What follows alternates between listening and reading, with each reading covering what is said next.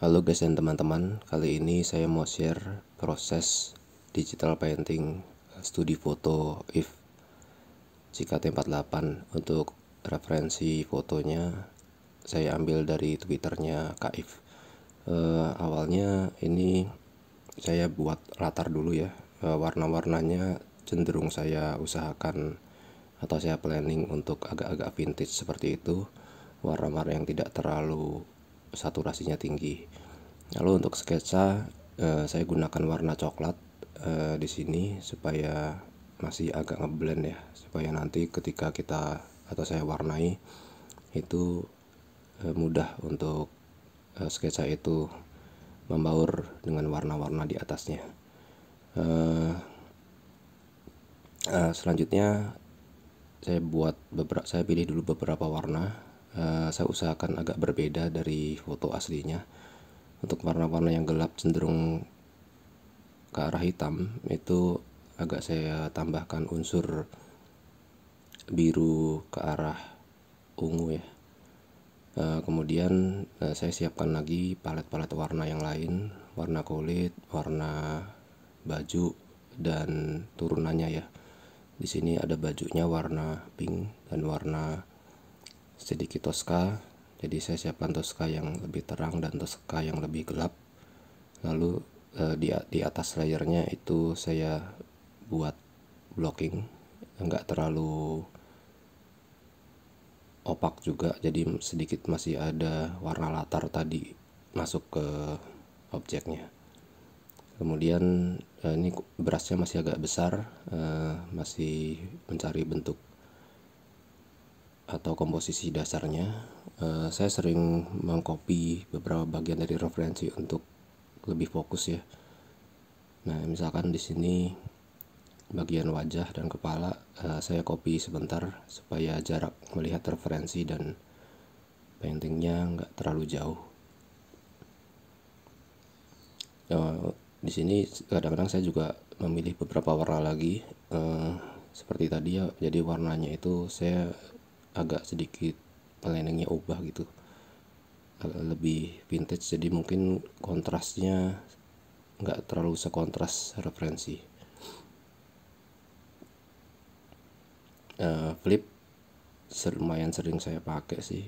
Ini biasanya kan orang-orang yang ilustrator juga menggunakan flip ini untuk koreksi ya, supaya beberapa kesalahan-kesalahan yang kita berbuat itu segera bisa disadarin gitu, nggak kebablasan. Nah, di sini juga ada penyesuaian lagi, sketsanya tadi belum begitu proporsional. Dengan digital beda ya, dengan fisik. Jadi kalau di sini ternyata ada bagian yang kurang digeser atau terlalu besar atau terlalu kecil, kita relatif mudah untuk bisa menyesuaikannya lagi, nggak perlu digambar ulang ke semuanya. Nah, ini berasnya mulai agak saya kecilkan, lipatan-lipatan drapery-nya mulai dikerjakan sambil juga menyesuaikan lagi proporsi dan anatominya.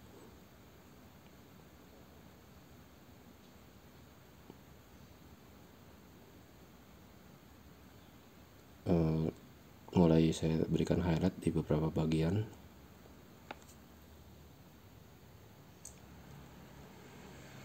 Ada juga yang saya coba ubah dikit, itu bagian telinga kelinci itu yang direferensi kayaknya agak ke belakang ya, tapi saya coba ubah supaya menghadap ke depan semuanya, supaya nggak gitu terlipat.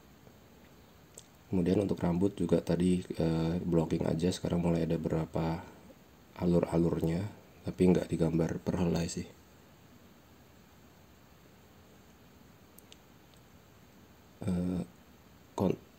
Ditambahkan kontras sedikit supaya walaupun dia warna-warnanya cenderung sedikit pudar gitu ya, atau saturasinya agak rendah, tapi masih cukup terlihat volumenya lah. Kemudian di sini mulai tekstur, brushnya mulai dikecilkan dan saya mulai pakai lebih banyak zoom lagi supaya kontrolnya lebih baik. Nah, ini tahapan lanjutan aja. Biasanya di satu bagian itu saya campur ya, ada yang lebih saturasinya lebih tinggi, ada yang lebih rendah, dan seterusnya. Dan juga hue-nya agak saya ubah-ubah.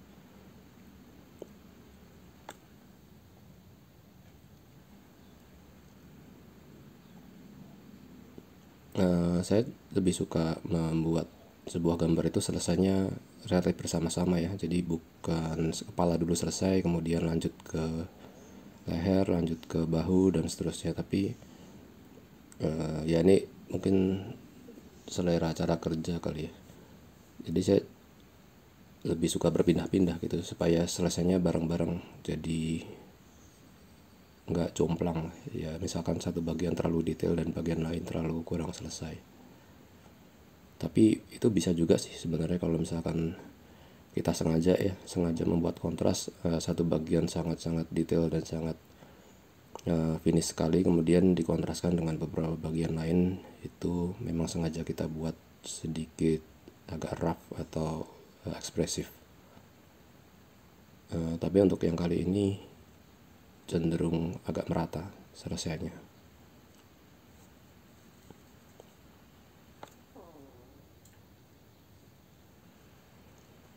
Ya ini tahap ya untuk finishing aja. Jadi seringkali berasnya memang udah lebih kecil, udah mulai buat highlight kecil, garis-garis yang lebih tajam lagi ya.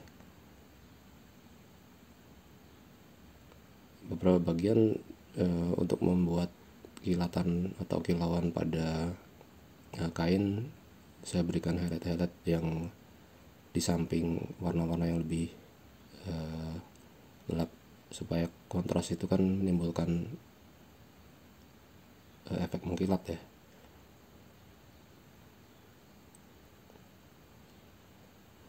Ya ini tahapan lanjutan aja, masih flip ya. Kadang-kadang saya keterusan bikinnya masih flip, belum saya flip horizontal lagi. Nah ini baru ya. Bagian pipinya tetap saya agak kasih merah-merah dikit, walaupun nggak semerah foto aslinya.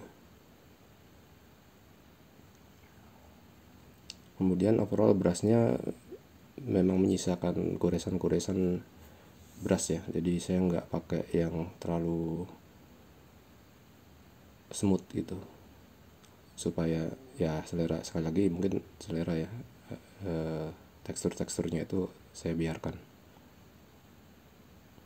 Oke, kita lanjutkan aja sih.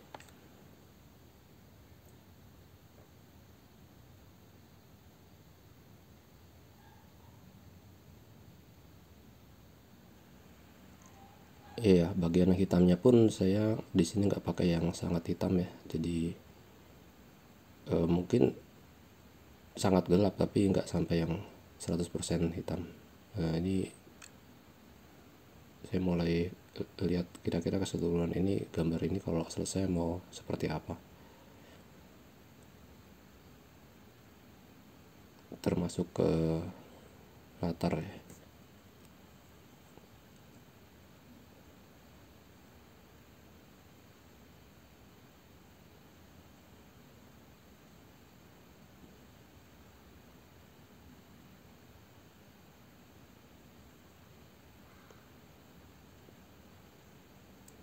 Nah, kapan sih gambarnya itu bisa kita anggap selesai? Sebenarnya ada beberapa faktor ya. Pertama kayak tadi, kita mau buat gambar ini, planning awalnya mau sedetail dan serapi apa gitu, atau memang cenderung suka yang ada kesan-kesan sketsnya, ada kesan-kesan tekstur ekspresifnya. Kalau kita rencanakan untuk sangat-sangat detail, ya tentunya kita perlu waktu lebih ya. Kita bisa zoom, kita gunakan brush yang lebih kecil lagi, kita rapikan lagi, bisa dengan smudge beberapa bagian mungkin. Tapi untuk yang kali ini saya sengaja buat ada jejak-jejak brush yang masih bisa terlihat gitu.